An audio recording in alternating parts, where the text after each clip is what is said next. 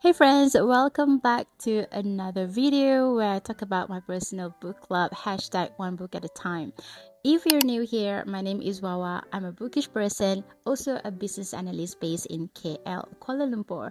And I make bookish content, journaling, productivity, a little bit of tips around work area, and sometimes I do share life updates here and there.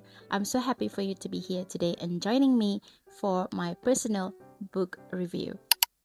So I got a book. I'm not going to show you yet. But today we are going to talk about a book that reminds me of healing, reminds me of being present, and putting me in a better comfort zone from my disturbed mind. And this book is the book that I read in February, which is Before We Forget Kindness by Toshikazu Kawaguchi. The author reminds me of the importance of being present, the importance of healing. So this is my favorite book series, and this is the book that we read in February, and I started the year with a comfort note, continuing with this healing book that I put on as a theme from January until February. I really enjoyed this book though. I really love this book. If this is your first time on the book club, hello, hi, welcome. Welcome to my book club, and I'm happy to have you here. If you're new here, this is how I essentially structure my book review. First, I will give an appreciation to the book cover. Everybody likes a nice book cover, and then I'll share my summary, and then I'll jump into my non-spoilery thoughts, and then I'll jump to my spoilery thoughts, which I seldom do that in this video. If I do that, I'll give you a heads up at the beginning of the video. And then I'll give you my overall rating about the book that I've read. So this is how I structure my book review, and let's jump to it. Alright, I absolutely love the coziness and the nostalgic vibe of this book cover. I love the illustration. I find it very adorable.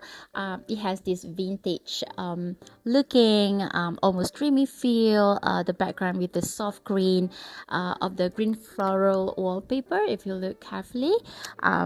Which gives a very warm, homey atmosphere, like stepping into an old cafe filled with stars. And because of that, these are the cafe vibes that I just want to walk into and or sit down and then read books. And we have this round table on the illustration with the three empty chairs, interestingly empty. And I think this makes me feel like think about the missed conversation, the quiet moments, the lost time, and maybe the book themes of reflections, and also give you the connections that are missing. Sorry, my cat loves to make a yes. He loves to interfere into a conversation if he thinks that I'm actually talking to a screen, which usually a Zoom call, and he hates that. He gets very jealous. I'm not talking to anybody. I'm just talking to myself on the screen, on camera. All right. So So back to the book cover. It feels very symbolic. It feels very inviting to me as a reader, and I just feel that I just quickly want to take a seat and listen to any kind of a story that the cafe owner has to say, or even the author wants to say for this book. And of course, if you look down at the bottom here, there's a tiny cute cat. There's a black cat lounging on the floor. It gives a sense of mystery and sense of homeliness. That's what cats tend to do in Japanese literature, and for me it symbolizes quiet companionship. It symbolizes comfort. It symbolizes wondrous time, with traveling time, and makes me want to ask you, what are you thinking? What are you looking at? It gives me a lot deeper meaning to the story. So the whole illustration and the color theme give the cover feels like it's gentle, is healing. It really gives off the same sentimental energy like the first four books before the coffee gets cold, which makes sense because this is the fifth of the book series, and I love them all, and I absolutely love what I've read in February. So what is the synopsis of this book? And this is, given that this is the fifth book of the book series, this book specifically covers four stories, where the first one is about the son who wants to show his smile to his divorced parents, and then a wife holding a child without a name, and then a father who could not allow the daughter to get married, and then the last one is about a woman who wouldn't give a chocolate to her crush. So it's about a Valentine's Day, which is perfect for February reads, by the way. And if you're not familiar with this book, again, like I mentioned earlier, this is the fifth book of a series called Before the Coffee Gets Cold. And this novel, fun fact, this novel also has an adaptations on a movie called Cafe Funiculi Funicula. It's a Japanese movie. I've watched it a few years ago when I first read the first book, and I needed a visual interpretations of the story. And that is Louis, another cat. What's wrong, Louis? I'm surrounded by fur friends everywhere in this house.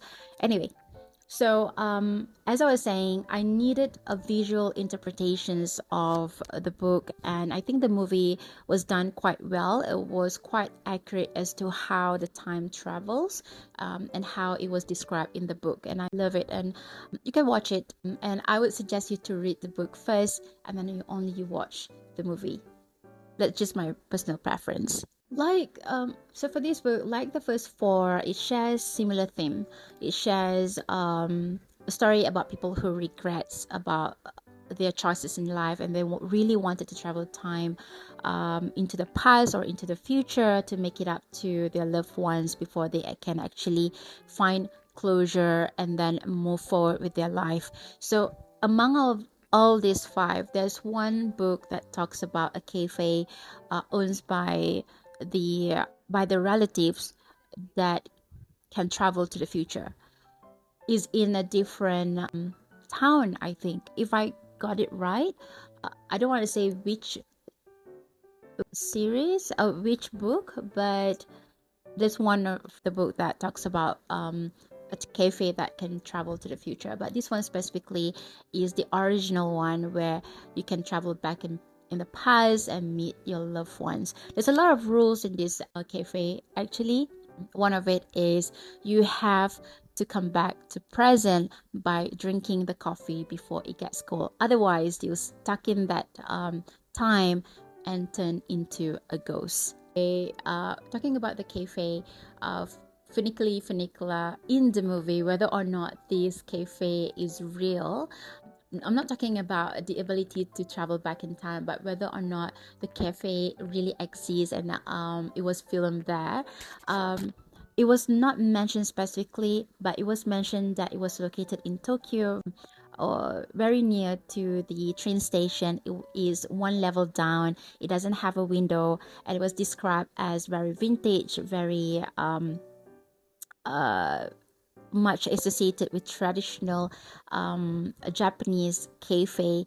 And also there's a mention as if it's near to Jimbocho. It doesn't say that in the book, but when I do a lot of research, Jimbocho was associated with traditional cafe. And I think it might be inspired because Jimbocho has a lot of history around it. And however, the actual location was not mentioned, and or whether or not the cafe that they filmed this movie are actually even exist. So I didn't get much of information from the internet. If you do, let me know, because I'm so curious. And if I could one day, if I travel to Jimbocho, I do want to go and visit this cafe that they film, this Cafe Funiculi Funicula. Let me put it here so that we remember. Let's chat about what stood out for me in this book. I gotta say, the writing style is super cozy, it's very comforting, it's simple but really hits you in the feels. And like Kawaguchi has this way of making everyday moments feel so deep, and it feels very meaningful when you read them. And when you flip through the pages, he makes every person's life experiences, as mundane as it sounds, he managed to make it very special to you, very unique to the readers, and you could see yourself started to immerse yourself in the reflective thoughts, and starting to think about what are the tiny moments that you might have overlooked, and then try to collect them all and put it into your pocket and never want to lose it again. So that's the kind of vibe that I get from Kawaguchi. And the themes of regret and kindness is so good. And I kept thinking about the times that I wish I had said something different and been a little kinder to people. The book really nudges me to be more present, given the situations that I'm in. If you've watched my other video and vlog about the situations that I'm facing in my personal life right now, this book brings me into a realization to appreciate people while I can. And I obviously not perfect at it, and I obviously feels that I've lost a lot of times in certain areas of my life, but I can always try to be better. And this is the kind of feelings that the book bring out in me, and what I took away. Oh, and I gotta mention that there's a quote that stuck with me, and one of the quotes are, "People's hearts are forever changing. However firm one's resolve might be, even the most trivial event can trigger doubt. And once a doubt has seen the light of the day, it can be a difficult version of oneself has suddenly emerged with opposite views from seconds earlier." Doubts is the killer of being present, is the killer of happiness. And I find it very resonate today's. And I also love the first sentence where it says people's hearts are forever changing. We all know people change all the time, and there is no way a person can stay the same forever. If you do, that means you never grow. And it hits me differently if I look at it in different angle whenever I reread this quote. Yeah. Alright, so the second quote that I love is, "Don't worry yourself, believe in your husband. In life there are only two paths, to act and not to act. Humans must choose one." I went and Kay did too. This is a scene that they talk about decisions on whether they should get back to the past. One of the characters, I'm not going to tell you who, and one of the customer who was there, and trying to convince the other customer who wants to go back to the past, try to advise her about believing in herself, believing in her decision, believing in her husband, and not to worry that if she goes back to the past, things might not go the way that she wanted. You can't change the future, definitely, but what she expects to happen might not happen, and she gotta put that trust in another person that she loves. And also the second sentence that says, "In life there are only two paths, or whether you act or not to act." And it's huge for me, because you could just sit here and in your living room turn on Netflix every day and not doing anything and not making changes in your life. Or you could just turn off the Netflix and not watching it during daytime and get on to your ambition and your goal and start working on it. So there are a lot of things that you could do to make your life better. And I really find this quote very powerful, very moving. And among of all the 4 stories in the book, I find that the story about the father who couldn't let the daughter get married very relatable to me. I find that the relationship between father and daughter are very special. That is the first man that you've seen in your that you love in your life. And no matter how old you are, you're still a 5-year-old to your father. And no matter how much you love your husband, the first man in your life will always be your father. Then father figure is very important to me as I was growing up, and I think a lot of girls out there can relate that too. And I can't tell more because I'm gonna give out a lot, but the vibe that I get was very similar to the one that I read in December. I went to see my father, and a lot of things that happens around me, that evolve around me at this point since October, about my relationship with my father, my conditions of my father.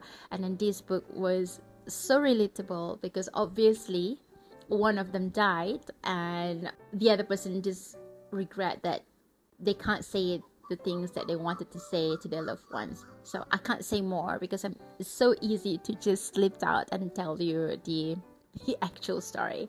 And I'm not gonna ruin that for you. The quotes that I love from the section of the story is, with life come many regrettable actions that we can't undo. Most of these come down to things we do or say in the heat of the moment. Fallout that occurs in a family, between parent and child, or among siblings can take a long time to resolve. My moment of regret over the past words and actions can heal the emotional wounds inflicted on someone unless that person's feelings change. And then there's one sentence that it's not a quote, it's just a sentence. But dad is no longer in my life. I fear for this sentence. I fear for losing my dad because of the situations that I'm in with him right now. He's very ill, and I just fear of losing a family member. And we have one of us who lost a family member, which is my husband, who lost a father recently by the end of January. And I think it's just snowballing all these emotional feelings that's happening with me and my family at this point, and this book is just amplifying it. And I just fear for all the situations. But then again, the author, the way he brings up the story and the way he put words in the story helps me to ease into the moment and try to embrace the present moment, and trying to forgive myself for the time that I've lost, because I obviously can't change the future. I can't change the past, and what I can do is to be a better version of myself and move forward in the future and bring a better memory for my life. So that's one of the things that I appreciate about this book.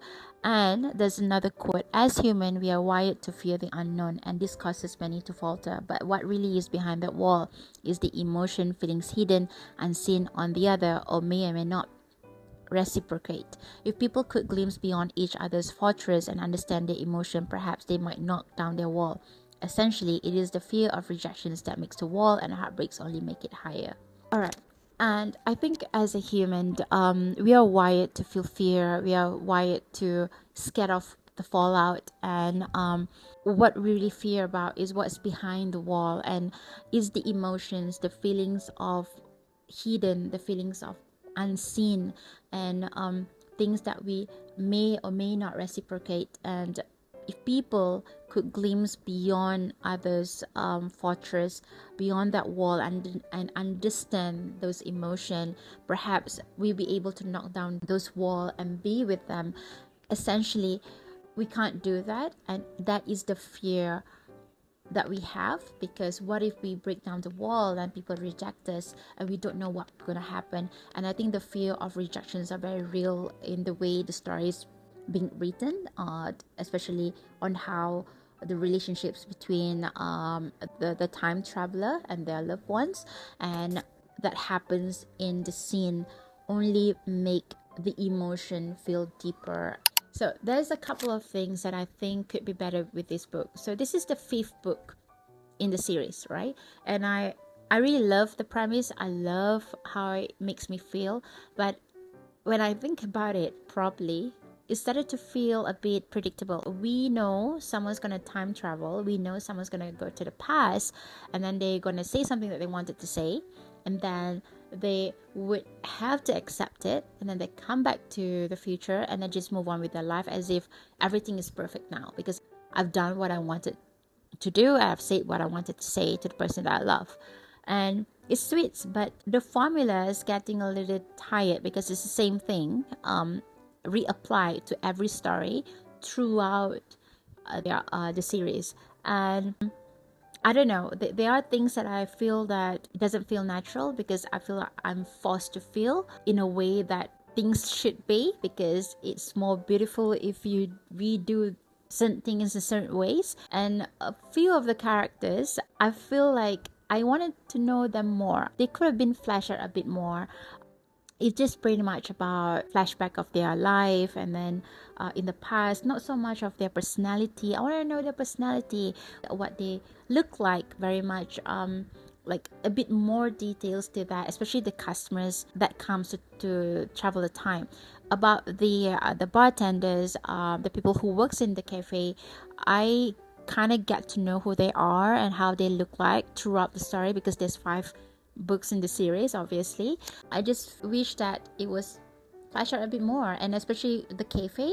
I feel like it could be described a bit more so that I can actually visualize how the cafe is. And I think that is why in the first time that I read the book, the first book Before Coffee Gets Cold, when I know that there was a movie, then I straightway jumped into watching the movie because I needed the visual interpretations of the book and reimagining the scene, how the time travels, the magical system in this story.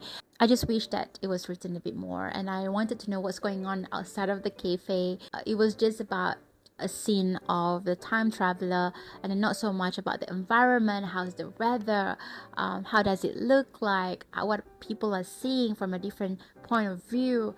It was not mentioned much. It was mentioned a little bit, but I just wish that it could be more, because given that there's a total of 5 books in the series, and I was hoping that the some of the things that in the first 4, and that it can be fixed throughout the books until the 5th one, but it doesn't. It just focuses on the time traveling and the formula of traveling time, and say what you want to say and then move on with your life. All right, overall rating. Okay, so generally speaking, I love how realistic the story was. I don't think it was silly or unbelievable. I love the way the time travel system works in here. I love that so much. I love time travel in general. I love the characters, I love the prose, I love the pacing, although the repetitive formula in this, like I said earlier, kind of gets to me when I start comparing the 5th one to the rest of the 4. But generally, I think that it is a nice book to read. It's a healing book, and it's meant for you to slow down with your life and just focus on the story and escape the reality. I definitely enjoy the story. I find it very impactful, very moving, and the story makes me really pause and really think about my life choices, think about my own life, thinking about appreciating the present and the people around me. And there's a lot of regrets that's happening, and I quickly go away and journal. So these are the kind of impact that the book has given me. And would I recommend it? Yes, because among all of the books in the series, no, I have not given any rating lower than 4 for any of the book in the series, to be honest. And I would say absolutely. If you love healing book, you need a book that really can help you to slow down and heal you. These are the book that you can read. And also, I didn't mention this earlier in the video. At the start of this video, I should have mentioned this. What makes this book can be a standalone, in my opinion, because there's a relationship map of the characters in each of the book. So even though I have read the first 4 and I forgot about them, but when I start looking into the relationship map and try to understand the context of the characters, the relationship between one character to another, why the person say certain things a certain way, I just have to rely on the relationship map. That is why I think you do not have to read the first 4. You could, because it's fun, but you can also jump right into the book number 5 straight away. Yeah, if you have enjoyed this book, you have read the book number 5, never read the first 4, or you have read all 5, you will definitely find this book very healing. And if you do, let me know in the comments, what do you think about this book? What do you feel about book number 5? I think this is the book that you should read, because now is still a cozy weather all over the world. Here in my country, we don't have snow obviously, but it's still rainy season, and I love it, and I think this is the perfect book for this perfect weather. Before we go, I want to share with you the book that I'm going to read in the month of March, which is written by Hamid Mohsin, Exit West. So this book was gifted to me by my friend, a bookstore, Andrea, who either she giving it away because she have not read yet and then she don't want to read it, or she has a double copy and she has to give it to someone. Anyway, I'm really excited this book because first of all, the author is a Muslim and is also a month of Ramadan, which is in March, and I thought it would be great if I could support a Muslim author by reading a book that written by them. Okay, so from what I know, Exit West blends magical realism with a real and emotional story about migration, about love and displacement. So I've heard it beautifully written and I can't wait to dive in, know more about this book. So this is the other book that we're gonna read in March, and if you want, tag me on Instagram, join me with on the book club next month. Thank you for hanging out with me in my living room. If you like this video, please like, share and subscribe to my channel, and I'll see you in the next video. Bye.